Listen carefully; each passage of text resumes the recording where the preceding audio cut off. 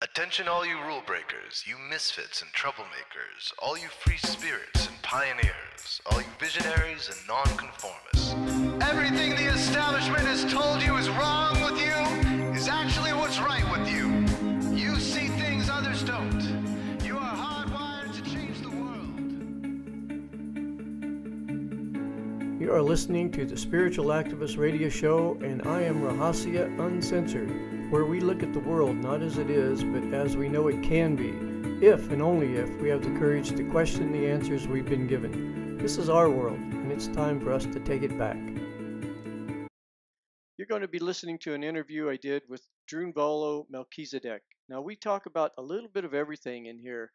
Everything from why nothing in particular happened in 2012, to ETs, our planetary conscious evolution, how UFOs have been entering into our atmosphere more and more, the men in black, the Vatican, ET races, how we've been genetically altered, you name it, we've touched on it all, even the Sumerian tablets in Nibiru, which is supposedly entering into our realm. So, hope you enjoy this interview with Drunvalo Melchizedek. I think I'd like to start this out because a lot of people will be watching this, and if they're like me, I'm like you'd call me a reluctant skeptic. And I'd like to start this out by just saying my own experience with you. Okay. And I started watching your videos back in 96 or 7. Remember the old VHS tapes? 96 or so. Oh, yeah, sure. Yeah, it was the first, and I got them at the local philosophical library, and it was educational, to say the least. So I was interested at that point, and my wife and I, about 12 years ago, we did your Earth Sky workshop up in Oregon, and that was an awakening for me. That was at that really cool little place outside of Portland. I was trying to remember. I've been so many places. I can't remember anymore. It's just like just a blur. I remember this, and the reason I remember it is because, okay, here's Drunvalo, really nice guy. I've been watching your videos, and it was all good, Yeah. Then you started talking, and it was so difficult for me to wrap my head around what you were saying, because it was so out of my reality. But we started doing some healings, where you put somebody on the floor. And you get the group. Okay. Right. You went over to my wife because they were having a difficult time with her, and you said, "Oh, I see something." And you got down on your knees beside her, and you started pulling energy out of her without touching her. I seen her stomach skin raise up as you were pulling this energy out, and then you grounded it into the floor. And that was the first time I'd ever seen something like that. And it was at that point that I really started listening to you. And I remember you looked over at me because my eyes were like this big around, because there's my wife and her skin coming up and everything. And you looked at me with the most kind, loving, compassionate eyes. And you said, "It's going to be okay. She's going to be okay." And, you patted me on the back, like, "It's okay." So that was really the beginning of paying attention to what you were talking about. I never wanted to do that kind of work. I watched it for years, and I just didn't want to do it because it's kind of intimate, and you're working with energies that are usually not very nice, and it's you got to be very careful. I stopped doing it in about 1997 or 8. Somewhere around in there, and I stopped for about a year, and I could see the difference. I could record the difference, and how because I would do that to clear certain chakras in the body, and by doing that, the people were able to understand what I was going to say so much better. Right. And so finally, I saw that of a year. I saw it just didn't work, and then at the end of the year, I was in Germany with 156 people, and I decided at the last minute, I'm going to do this again. I want to see what happens. And it jumped the amount of people dramatically. There was only 6 people in that workshop that didn't understand what I was teaching at that point. And so I've done it ever since. I I don't have a choice. Right. In order to be of service to the people, I have to do this. So, you know, like I was listening to one of your videos a while back in 2008. You said some of the indigenous people were telling you things that you couldn't say anything just then. Can you tell a little more about what the indigenous people on this planet is saying about the transformation that we're going through? The indigenous people all over the world that I'm connected with and talk with, and the tribes. There's a lot of other tribes, but the main tribes are the Hopi, the Mayans, the Kogi, the Arawakos, the Wiwas, the Kangwamos, the Waitaha, the Aboriginals in Australia, and the Zulus in Africa, and there's a few others also. These people are almost all in pretty much perfect agreement what they have to say, and specifically from the Mayan culture. You know, everything we've heard about the Mayan prophecy has been the negative side of this really bad things happening, and basically what they're talking about there is the end of the male cycle, which ended on December 21st, 2012, and then on December 21st to 22nd, 2012, that was a brand new cycle. It was a female cycle, and so the old male cycle, they believe, is going to completely dissolve. They said there won't be anything left at all. It'll be gone. And so that's what we're living through right now. That's the financial systems, all of our structures, the way we built everything. And I mean, this is, you know, if that actually happens, that would be pretty dramatic in our world. And they don't really believe that at this point, the Mayan prophecy has not begun yet. Not from, I mean, it's moving through the stages, but the part where we go, yes, we are now in the Mayan prophecy, that begins with chaos, and that chaos has not happened. However, what they did tell me a long time ago, back in the 90s, is that they believed even then that this part of the prophecy would not begin until after February 18th and 19th of 2013. So I knew going into the 21st that nothing was going to happen. I even said it. I said, I don't think anything's going to happen here. But we are now in the point where what they said was on the 18th and 19th, they said internal changes would begin to happen inside the earth and inside the sun that would be the beginning of this process. And they said it's not something you will see. Simply, we're telling you that these changes we believe will happen. But then, at this point, everything's on computers. There's nothing that isn't. The entire physical world is based on computers. And so if those computers were to shut down, the financial system of the world would go, the entire electrical grid of the world would go, we'd be in total blackness. There would be no water, no gasoline, no food, and on and on and on and on. And NASA has announced that when this happens, that they think that these solar flares are going to just shut us down. And England came in directly after they said that, and they didn't believe it. And I followed what they did, and they went back in and they researched that information and added to that their own information. And then about 6 months later, they came back to NASA and said, okay, we agree with you. We're probably going to have a catastrophe on Earth over this. You know, as you're saying that, it's really tempting for me to go into the polarity consciousness and ask, is this a good thing or a bad thing? But I should just ask, is this part of what's supposed to be happening?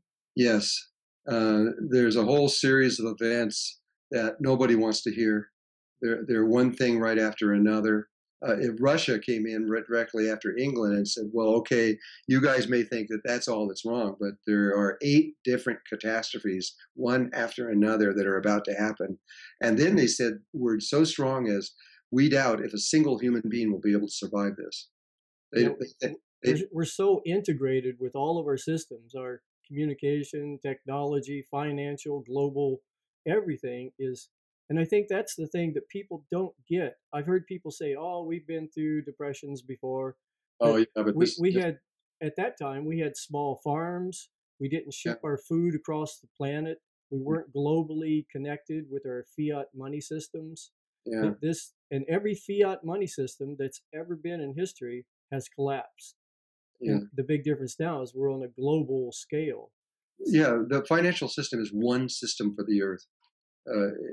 Even major cities, if they were to stop, like if Los Angeles, I read a whole report on this. If Los Angeles were just to stop paying their bills, the banking system stopped paying their bills for just 30 days, the entire world system would collapse. Yeah, it's really, really delicate. Yeah, I know. Well, that was the first one that they talked about, but then the second one is bigger and much bigger. It might not seem like it, but it is, and that's what's going on with the magnetic field of the Earth. And the magnetic field, which is tied to what's going on in the sun and the solar cycles and the solar flares, which are also magnetic in nature, that is now that, and we have researched this tremendously. And I can give you some really good resources to check out on what I'm about to say. Okay. But the first one is with Nova on November 2003. Read what the geophysicists of the world, several, 7, 8 of them from universities around the world were saying. And they at that time said, we believe the North Pole and the South Pole magnetic poles of the Earth are going to reverse themselves. And they have really good reason. I've seen this data. They released a lot of it in there, and when you see that data, you realize that they're not kidding around. We are at a part in the cycle of the magnetic fields that is just we've never experienced anything like this on Earth. I was talking to actually I did an issue about the chemtrails. Yeah, and it was about the geoengineering and everything. So that put me in touch with the scientist, and yes. They said a good way to look at what's going on with the magnetic poles is right now it's shifting about 40 miles a year. That's right. But they said get a magnet and hold a compass to it and slowly turn the compass and change the magnet, and you'll see the needle go like this, right, until finally it jumps. And they're thinking that we're going to keep shifting like this, and it's going to be a sudden shift of magnetic poles. Yes, but they don't actually know. But if you look at that video I just showed, it's called Magnetic Storm. Okay, is the name of it, and they show that the lines come out of the South Pole, go around, and go in the North Pole. There's a debate on that. Some people feel it actually goes in the equator and does this thing, but it's almost like a torus, right? It is a torus, so it goes in. It goes in at the north and out at the south. Well, what's happening is there's holes forming all over the South Pole, and the lines are going out of the South Pole, then wrapping back around and going right back in. And now what they show in 10 years ago, that there's an area about the size of Australia that is the North Pole at the South Pole. And it's getting bigger and bigger and bigger. And that was 10 years ago. And at that time, they announced, they said, well, we don't know when this is going to happen, but we all kind of agree that it'll probably happen before the end of the century. And so we now say that this is going to happen within 25 years. Then in 2010, the government shut them off. They closed down their site after 11 days, said you can't talk about this. And then they came back onto another site, and they were shut down after 5 days on that one. And they said, okay, world, we now believe this is that this is going so fast, and it's faster than we ever dreamed, but we now believe that this could occur any minute. And so we're now in the any minute situation, and we have been for the last 2.5 years. And so whatever this means for us, we're almost for sure going to experience this very soon. Yeah, what this climate scientist told me too was about the methane expulsion. Oh, that's a whole nother thing. Yeah, he said if nothing else was happening and you just considered that, it's huge. Serious. I know there's so many things. If you got them all in one, if you laid them all out on the floor, it would really truly scare almost any human being. And any one of those things going off is bigger than we can handle. Well, this is a good point for me to bring up why it is, and I think I'm speaking for a lot of people too, Mm-hmm. why it is that I am shifting more and more. They say only drowning sailors can see God, you know, and in a sense, I can understand that because I've always been a fix-it kind of a person. You know, if we broke it, we can fix it. But Yeah. I think our environment, our civilization as a whole is so complex and delicate that it's destined to collapse. And the only way I see out of this is with a conscious transformation. That's absolutely right. And that's what the Russians said after all their research and them coming up with, I mean, if you saw the whole thing around the Russians, it doesn't leave from an old paradigm of how we think, who we think we are, and what this world is. It doesn't look like there's any hope at all, but there's a very powerful hope, but you have to know certain things about consciousness and life and what's going on. And when you and that's the reason why the Mayans never told the other part of their prophecy, was because they could tell the first part because we understand that, but the second part, which is incredibly positive, it's so far outside of human consciousness and our understanding of the reality that we wouldn't believe it. And that was what their problem was. It was what they kept telling me, is, well, I can tell you what it is, but the world won't believe that this is true. And because it's beautiful. It's beautiful. It's outstanding. And it takes that. They're saying that our consciousness is going to move through this last final stage into another level of consciousness that is not human. It is much, much higher than human. And from that place, we become immortal. We no longer have illness or sickness or anything again. And the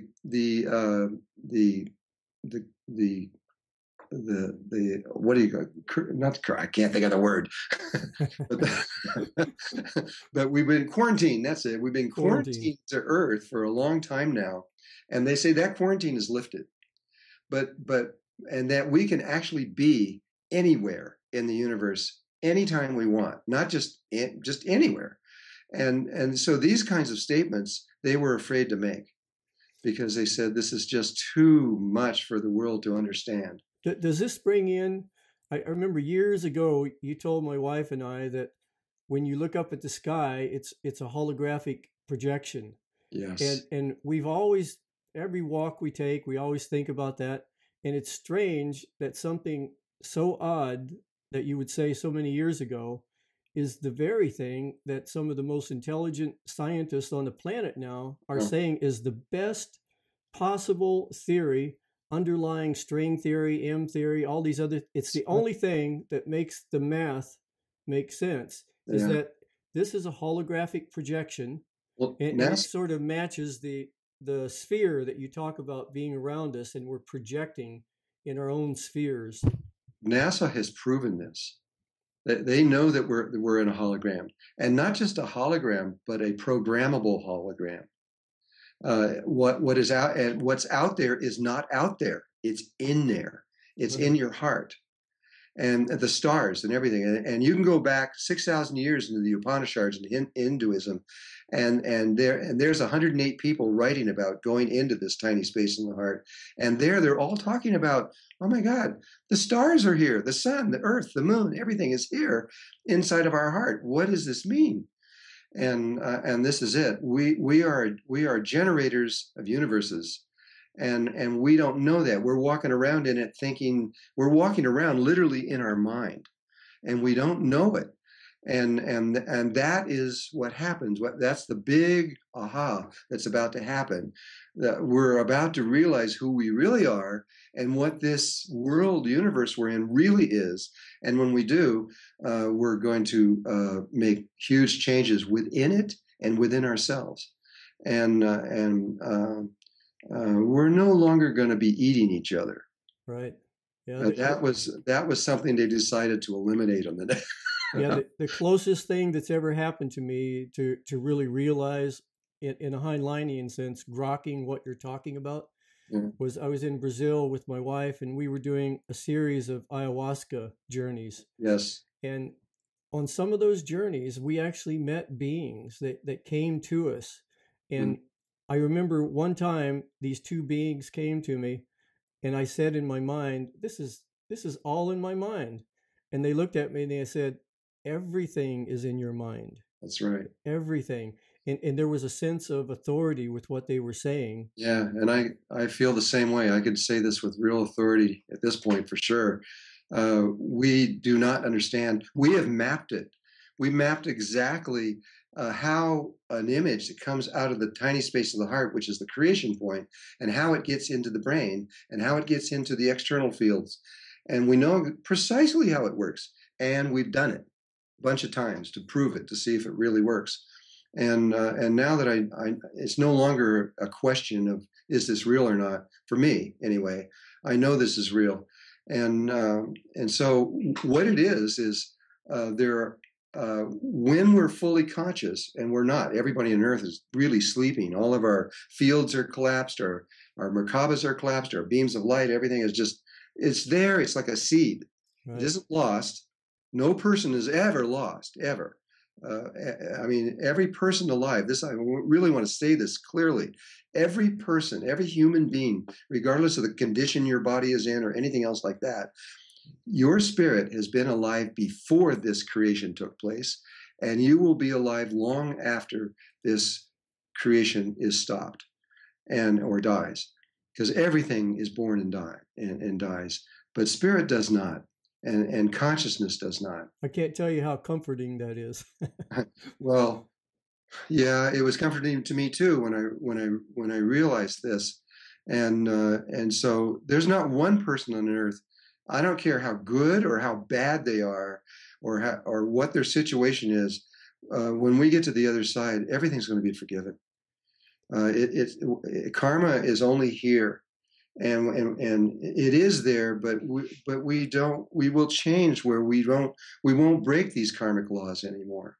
Drunvalo, what do you think in this whole process of waking up and conscious transformation? Addiction right now seems to be a real problem on this planet as a whole. It's used as a manipulative tool. It keeps our what do you think? What kind of a part is that playing in this? Well, I'm not really clear on. I mean, obviously, everybody can see it, and I think that what's really going on is everybody is in so much pain, emotional pain, mental pain, physical pain, that it's hard to exist here without having some form of release, some way to let go of this pain. And so, you have so many people going into heroin and all kinds of things like this because they're trying to escape. But then on the other side of the coin, because not all drugs are bad. Everything is polarized in this world, and some things are good and some things are bad. And there are drugs out there that accelerate consciousness. They don't drop it or anything like that. And these drugs are almost always psychedelics. Yeah, I had couple of really strong experiences with dimethyltryptamine. Yeah, I've never had this, but it's a strange one because when you do it, you're not high. You're just in an alternate reality. Yeah, the way you are. Science has now just done their homework on DMT, and the reality that you step into is identical with everyone that steps into it. Yep. Yeah, the beings, even some of the names of the beings that are there. It's just another world, and from my point of view, there are trillions of these, not just a few more. There's trillions of them, and they look as infinite as this, as a world we're in now with the stars and planets. They seem self-contained in themselves, but really they're just a different wavelength within us. Okay, just talking about other worlds. So I heard you talking once about the plasma ships, plasma beings, and you took 99 people. Yeah. Have you had any more experiences with that, or I've taken 500 people there now, and honestly, it is the most fun thing I've ever done. I love these people. I love who they are. They have inspired me so much, and they have taught me things that all my other teachers didn't ever say or ever talk about. And they're open. Right now, these 500 people I trained, when I brought them down there, they told those people, now that you know how to get here, you can go back home wherever you are in the world, because my workshops are about 80% from other countries. You can go back wherever you came from and bring other people here. It's okay. We want you to. And it's completely safe. They're not ETs. They're not external to the world. They are part of Mother Earth. And they used to live on the surface of the earth, just like we did. In fact, there's a discussion I can give you right now that is one of the deepest discussions I've had with ET races before, and so frank and upfront. But what happened was, when I went down there for the first time, I had been seeing videos of them and footage of them, and I'd talked to many of my friends in Mexico that had seen them directly. And I also spent time with Carlos Diaz, who spent over, at this point, 22 years with them. And so when the first time I went down there, I took 99 people with me, like you said, and they limited the number of people that they would communicate with at one time to 100. And they told me this before. They didn't want to bring thousands of people down. They wanted to leave. And when I got down there, I didn't know what to expect. I was just following I was in like a tractor beam. They were pulling me down into the earth. I went 260 miles into the earth. I was under Telluride, where they have a little city. You call it a city, but really it's a huge geode that's about a mile across. You know, geodes are usually round, right? Crystals inside of them. Well, the weight, the gravitational pull and everything had flattened them out, and they looked round and kind of like a flying saucer. And they were still hollow in the middle and still crystals, except the crystals were about 3 to 4 feet long, and they were pure quartz crystals. And so these guys were all following me, and I was leading them down here. And when I got within less than a mile of this thing, I could see it, because the earth is filled with, it's brilliant down in there, but this is even more brilliant. And so you could see it within the light field. You could see still this. And when we got close to them, they sent 100 people up to us, and these were in their lava bodies, I call them. They look like they're made out of lava. And they all came, and they sent, one of them came right up to each single person, came right up to us, and then in about 1 second turned into a human being, and then spoke to each one of us in our native language, whatever it was. And I found out later, they know all languages in the universe. It doesn't matter who you are or where you're from, they know the language intimately, and they can talk. So are we talking about like a real place, or are we talking about a micro? This is a real third-dimensional place. Is it microscopically smaller though, or? No. This is about a mile across. Mile across. I'll tell you their story if you want to hear it. I mean, absolutely. This is really pertinent to the world right now. First of all, they're about 1.5 million years old. And that's not that old. The dolphins are 55 million years old. Here's the story they told me. And they're telling me this directly. I mean, I'm sitting here facing them and talking to them. They said, we're about 1.5 million years old, and we used to be on the surface of the earth just like you. And we were in a physical form. It wasn't human. It was another form. But we had a very similar consciousness and view of the reality. It was a polarity consciousness. We developed electronics, electromagnetic fields. We created a science real similar to yours. Everything kind of had different appearance and feel, but it was very similar. And we started killing the earth also, just like you are doing right now. And the earth was dying fast, and we were concerned because we couldn't seem to stop what we're doing. And yet, just like we can't seem to stop what we're doing, but we knew it was going to kill us, and they did too. And they said right at the moment when they were really scared, this physical spaceship came out of the sky, metal, and round, the traditional one that we're used to, and it landed in one of their a prominent area where they were living, and these beings came out and spoke in their language, and they were only there for 30 minutes, and all they did was tell them something about the earth and the sun and about themselves, and gave them very precise instructions and left. They said they've never seen them since. and that, but because of the dramatic way that they were given this information, they took it very, very seriously, and they began to study it and see if they could do it. And they said it took them over 100 years, a little more than 100 years, and they finally did it. And when they did, their bodies became pure light. They could literally walk through each other. And then they said they started going through so many changes, because they said, for us, we think in terms of like 100 years, because we live about 100 years, so we build houses to last about 100 years, or we think in that period of time. And, and then even the Native Americans used to think in 7 generations. Okay, that's 700 years, whatever it is, but that's still not very long. From their point of view, they realized while they were in these bodies that they were now immortal, that they were never, ever going to die again. And their thought processes began to change. And they finally came to the place where saying, well, we have to think differently. We can't think in 100 years. We have to think in 100 million years, because we're never going to die. And so anything that they also decided never to leave the earth. They wanted to stay connected to it.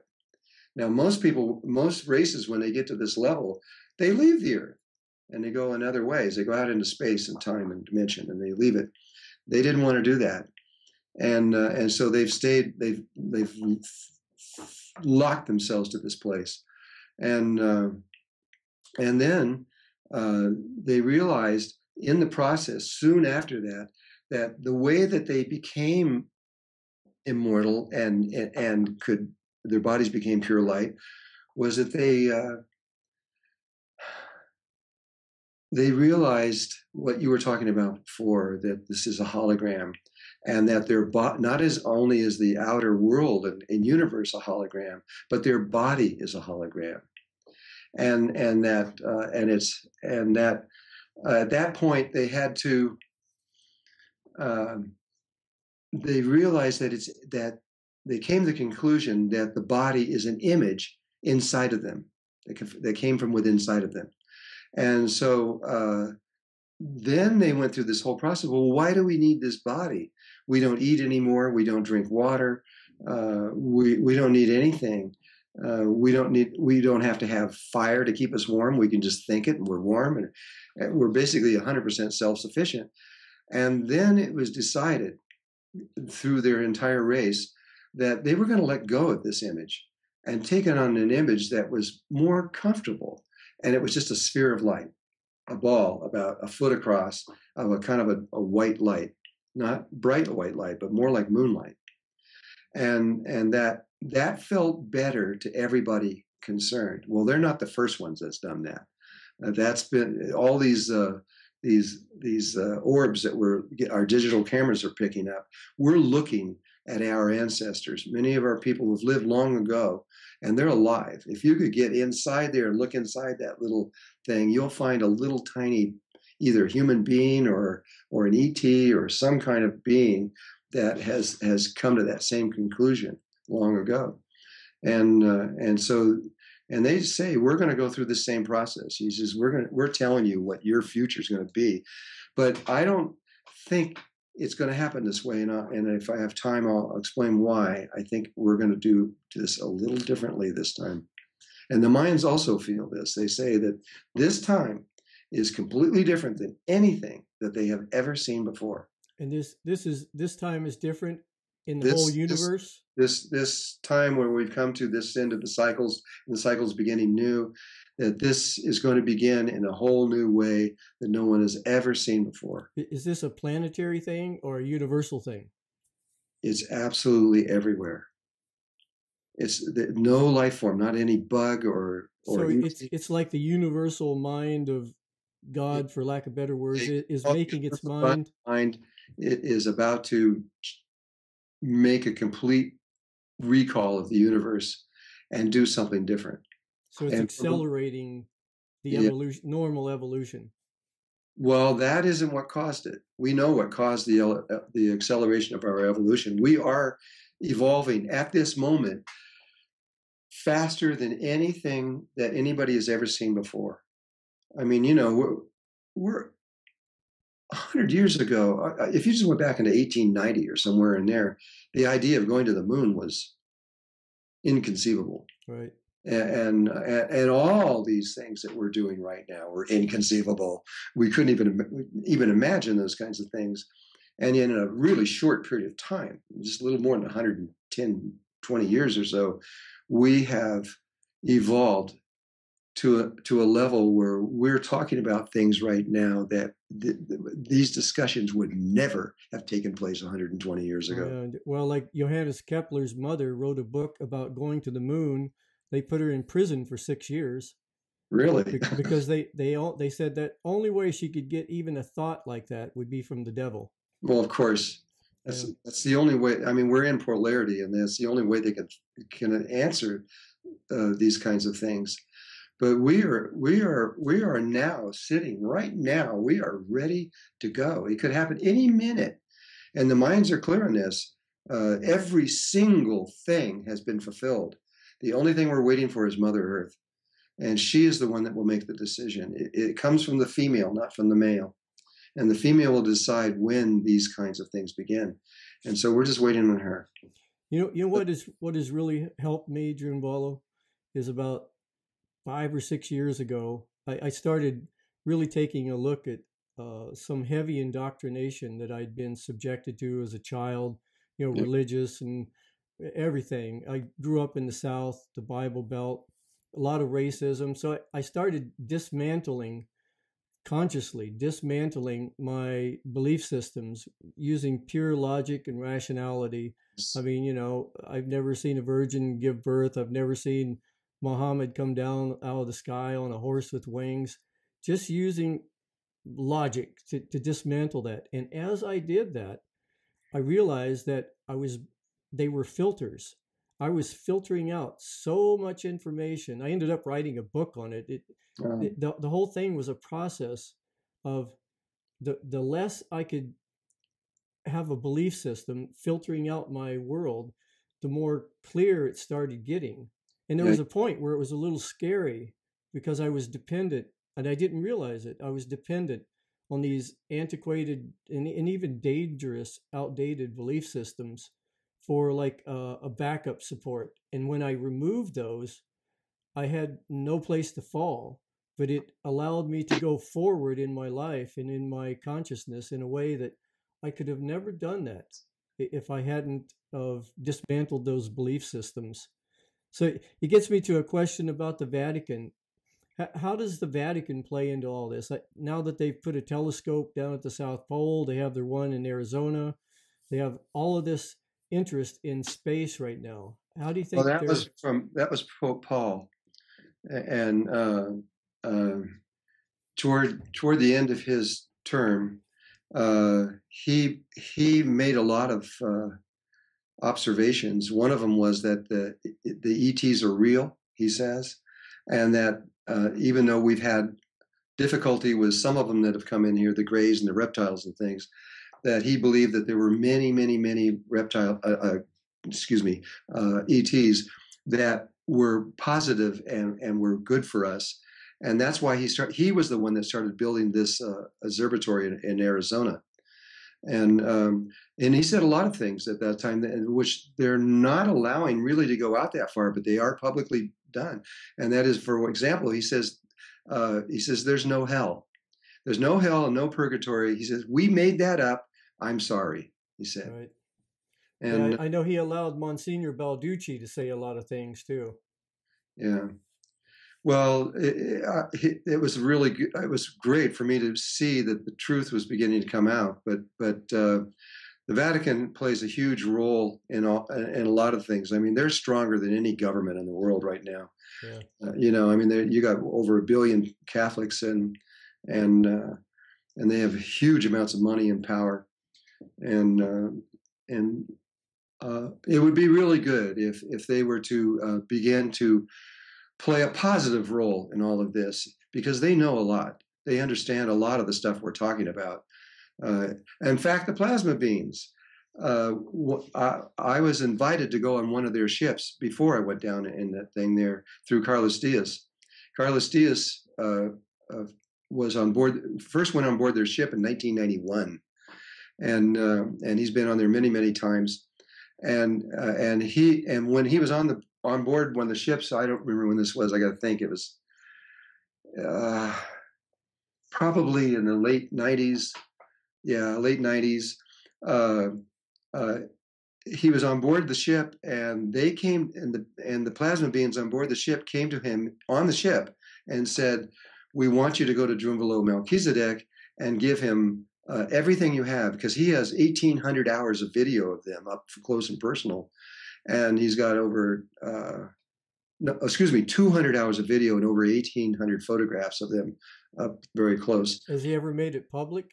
No, only little tiny bits and pieces of it. But they told him, give him everything, give me everything, and I will put it out to the world. He had never even heard of me. Didn't he have any idea who I was? And he had to kind of do some research to find out where he was. And then he invited me to come down to Mexico City to talk with him. Well, I was already privy about the plasma beings at that point, because I had my own people that were filming them and everything else. And so I went down there. I met him in a restaurant in Mexico City. We talked for about 3 or 4 hours, and I don't know where I was going with that. So do you have plans to make any of these videos public? I've tried to get him to do this, and what happened? Oh, this is where it was leading into. When I was down there, let me just lead this part and come back to the Pope. When I was there, he told me stories about them and things about them. And then he says, the beings have told me to give you everything, which I'm setting up, and I'm going to give you everything. But they also told me that you can go on board one of their ships if you want to. I just closed my eyes and asked the angels, can I do this? And they said, yes, no problem. And I said, okay, yeah, what do we do? And he says, well, they'll give me an exact time and to the minute, a day and time and location. And all you have to be there is just be there. And you can bring up to 100 people with you to watch it, and you can film it all you want, and you can release the films all you want anywhere in the world. We don't care. And I said, okay, I'll do it. And so he came back a little later and told me exactly when and where and all this other stuff.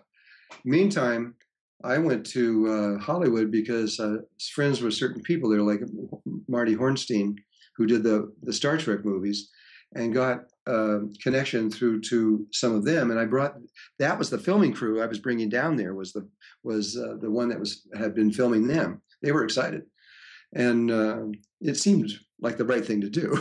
Right, absolutely.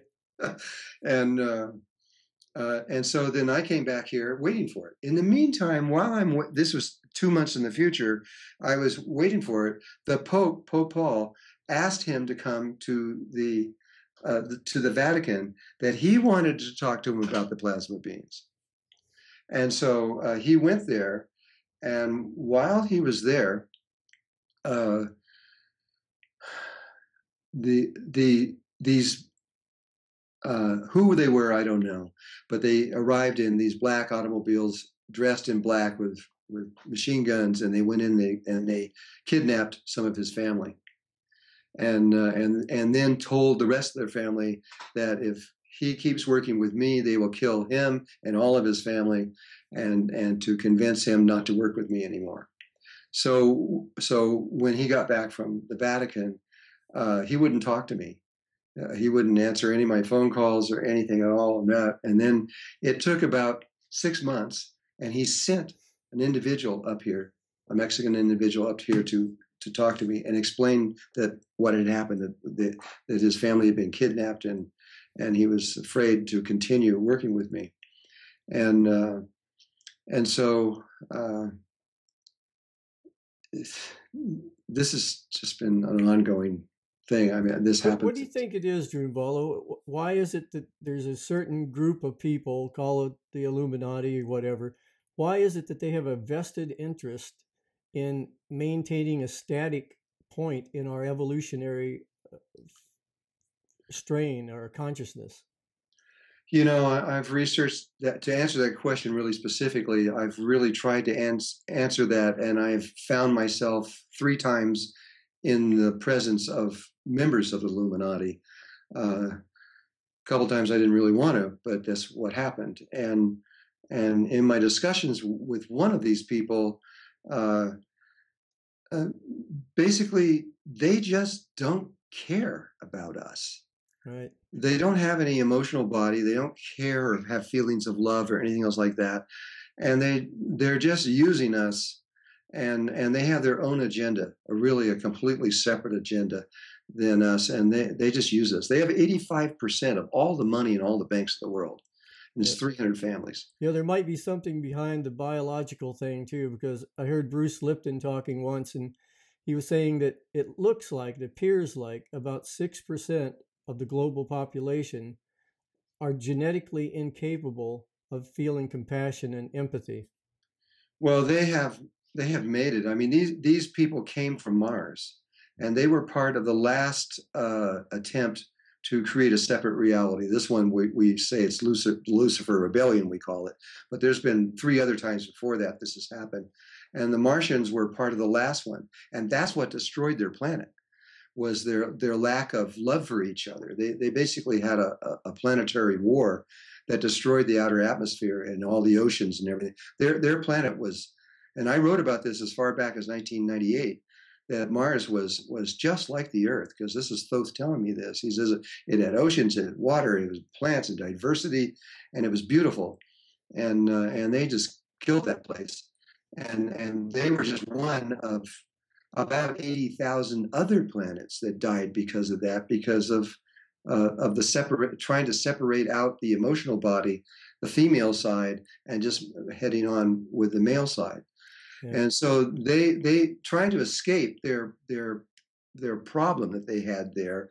That's when they came to the Earth, and they came in from a long time ago. Did they come here in their Macabre? They came here in actually spaceships, yeah, based on Merkaba science, and Mars was destroyed a little less than 1 million years ago, and they came forward into the future and arrived on Earth.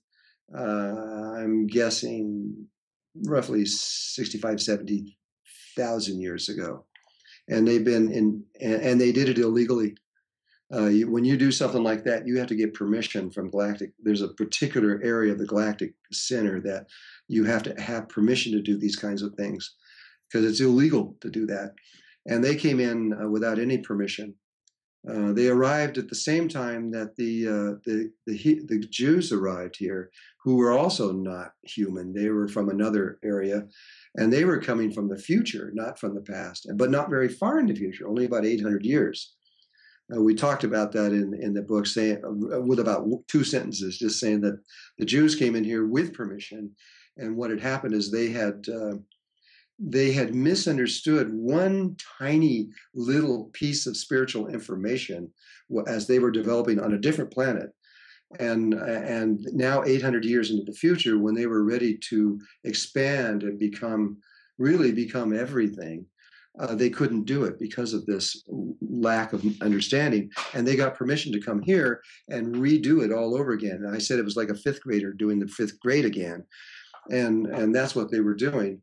But and so the Martians and the Jews hate each other, because both of those are advanced races, and the Martians could have just taken us over easily, except that the Jews stopped it because they knew what they could see what they were doing, and so there's been this low grade and sometimes not so low grade war going on between those two consciousness for a long time. That explains a whole lot, actually. I've never thought about that before.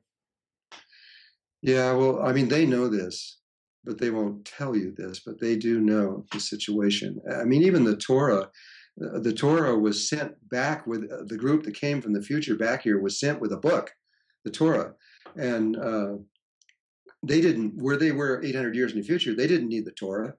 They wrote that book for them coming here, linking in the past, but they brought it in at 65 or 70,000 years ago when they linked in with us, and they were told, don't change one letter in that book because it's a computer program and you can't do that. Right.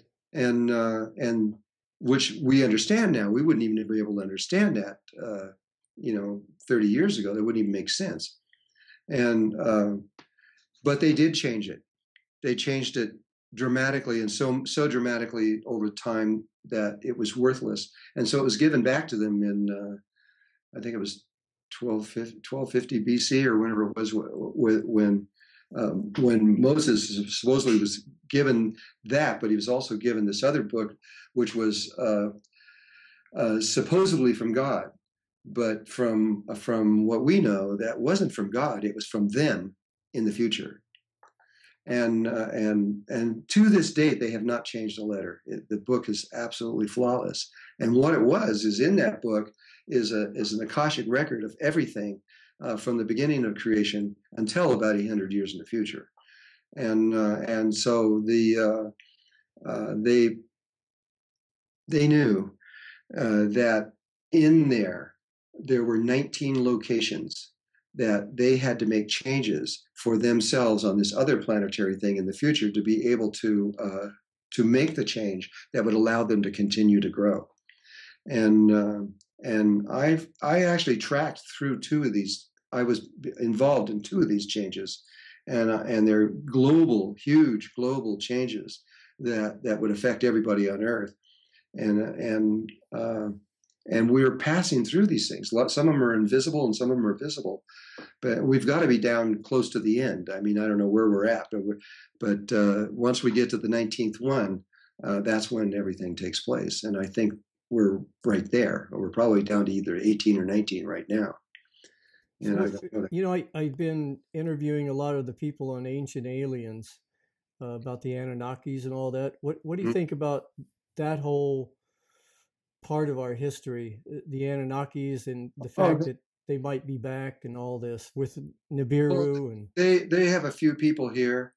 They were our mother. They were the ones that created our particular DNA of humankind, and the father was the Syrians from Sirius, and from Sirius B, third planet out. And those two, they were the external part, like the male aspect, and the Anunnaki or the Nephilim were the female part that created it. And if you look at the Sumerian records that are very old, these records, and talking about things that are even much older, millions of years going back, this is some of the greatest information that we've ever had. Yeah. And science is not taking this seriously enough. I mean, it's just amazing information that was given there.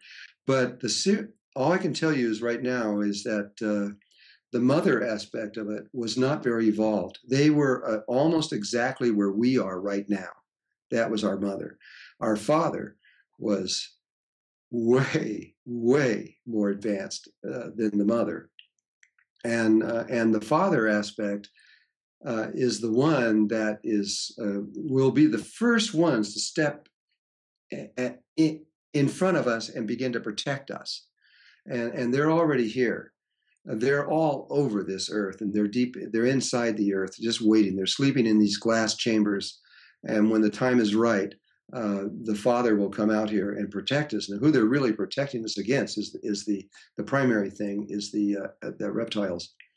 The reptiles just will not give this up.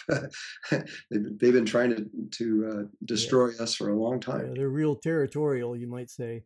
Yeah. Do you think with all the, I think that every time a planet is discovered, it has to affect our consciousness. Do you think that all these planets that are being discovered as they enter into our realm of conscious reality, this is part of the change also? Well, they first discovered Marduk, the planet that the Nephilim came from, and that was some time ago, and now NASA's trying to say they didn't discover it. And if you just let go of fear, if you just throw it away, just let it go. Just believe in yourself for once, and just get into it, and just be like a little child, just innocent, and just watch what's going on. You're going to be amazed at life, at how perfect life is. It's flawless. It doesn't look like it because we're functioning from the Fibonacci sequence, but life is really flawless. It's amazing, really. Well, I think that's a good place to end our interview, Drunvalo. Yeah. Thank you. Yeah, thank you, and thank your audience for watching this. I really appreciate you being here. Thank you.